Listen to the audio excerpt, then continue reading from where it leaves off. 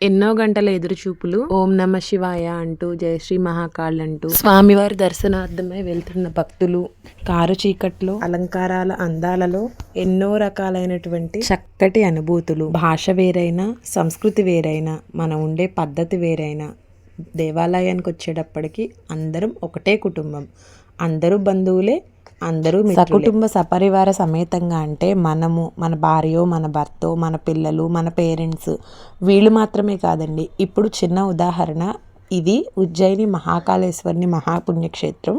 ఇక్కడ నేను, నా భర్త, నా పిల్లలు, మేము నలుగురం కలిసి ఇక్కడ ఎక్కడెక్కడి నుంచో కలిసి వచ్చిన కొంతమంది భక్తులు, వాళ్ళందరితో కలిసి మేము స్వామివారి దర్శనానికి కలిసికట్టుగా వెళ్తున్నాము. అలాగే దర్శనం కూడా జరిగింది.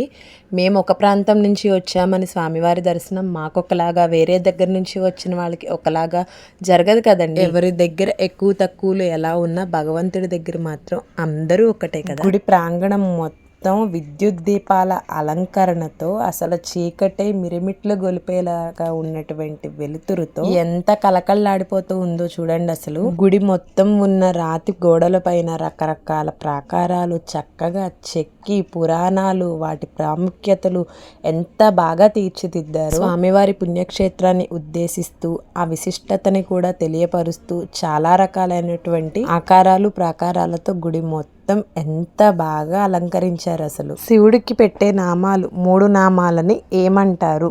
ఎంతమందికి తెలుసు? కామెంట్ చేయండి చూద్దాం. త్రిశూలంకి కూడా 3 కొనలు మాత్రమే ఎందుకుంటాయి?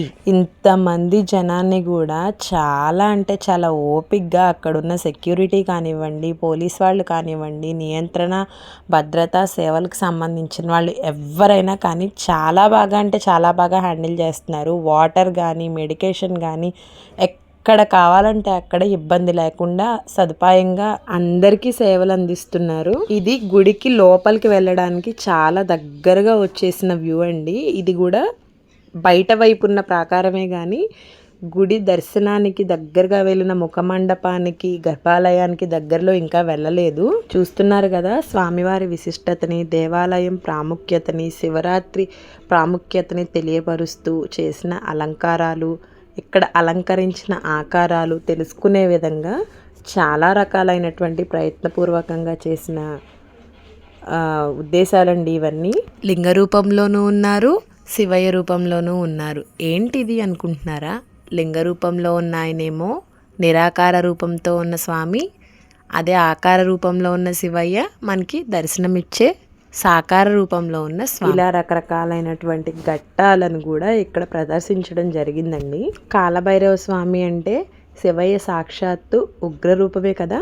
దేవరాజ్య సేవ్యమాన పావనాగ్రి పంకజం వ్యాల యజ్ఞ సూత్రమందు శేఖరం కృపాకరం.